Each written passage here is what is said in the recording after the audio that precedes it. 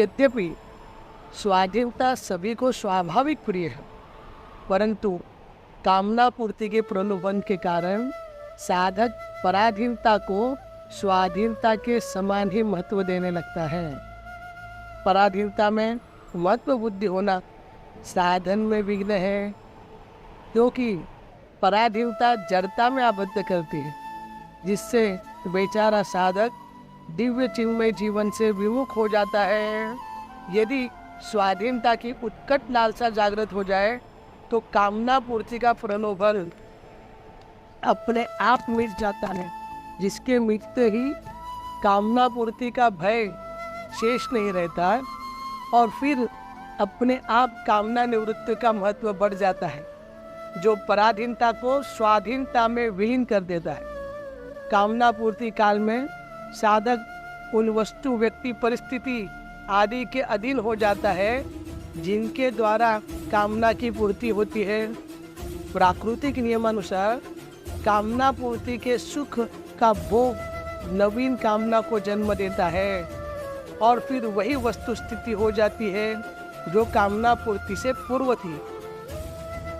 इतना ही नहीं, कामना पूर्ति अपूर्ति के सुख दुख का एक गोल चक्र बन जाता है, जिसमें बेचारा साधक अनंत काल तक घूमता रहता है। जब तक पराधीनता में महत्व बुद्धि रहती है, तब तक सुख दुख से अतीत के जीवन की उत्कट लालसा जागृत नहीं होती, जिसके जागृत हुए बिना सुख दुख के सदुपयोग की योग्यता नहीं आती और सुख दुख का भोग असाधन और उनका सदुपयोग साधन है। सुख दुख का सदुपयोग वही साधक कर सकता है जो अपने संकल्प को विश्व के अथवा अनंत के संकल्प में विलीन कर निसंकल्प हो जाए।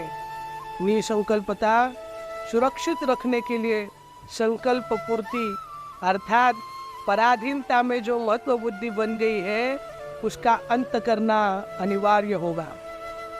संकल्प पूर्ति काल में पराधीनता में स्वाधीनता के समान शुद्ध भासता है, परंतु उसमें स्वाधीनता क्या गंध भी नहीं होती, क्योंकि संकल्प पूर्ति में बाधा आते ही बेचारा साधक शोभित तथा क्रोधित हो जाता है और यदि संकल्प पूरा हो जाता है तो एक नवीन राग उत्पन्न हो जाता है। शोभ से अशांति और क्रोध से विस्मृति तथा राग से पराधीनता दृढ़ होती है।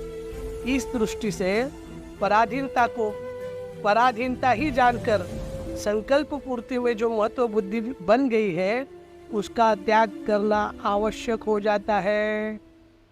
इसलिए संकल्प पूर्ति काल में तो पराधीनता स्पष्ट ही विदित होती है, किंतु संकल्प पूर्ति काल में पराधीनता ही रहती है।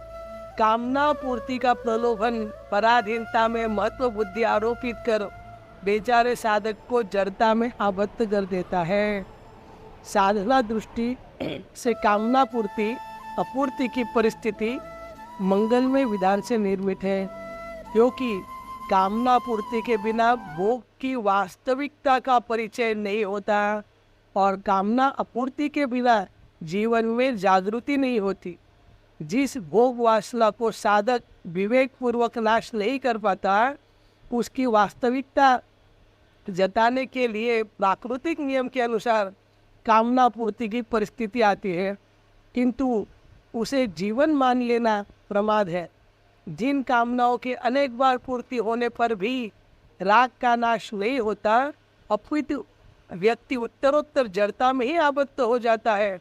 उस जड़ता से जागृत करने के लिए मंगलमय विधान से कामना अपूर्ति की परिस्थिति आती है, पर इस रहस्य को कोई विरले साधक ही जान पाते हैं। साधन दृष्टि से कामना पूर्ति अपूर्ति समान अर्थ रखती है, क्योंकि दोनों ही परिस्थितियां राग रहित करने में समर्थ है।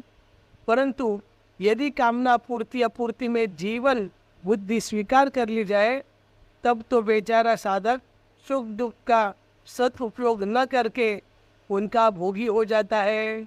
सुख दुख का भोगी होना साधन में विघ्न है, क्योंकि सुख दुख के सदुपयोग से ही साधन तत्व से अभिन्न हो सकता है। इसी दृष्टि से प्रत्येक साधक को कामना पूर्ति के प्रलोभन और कामना अपूर्ति के भय से रहित होना अनिवार्य है।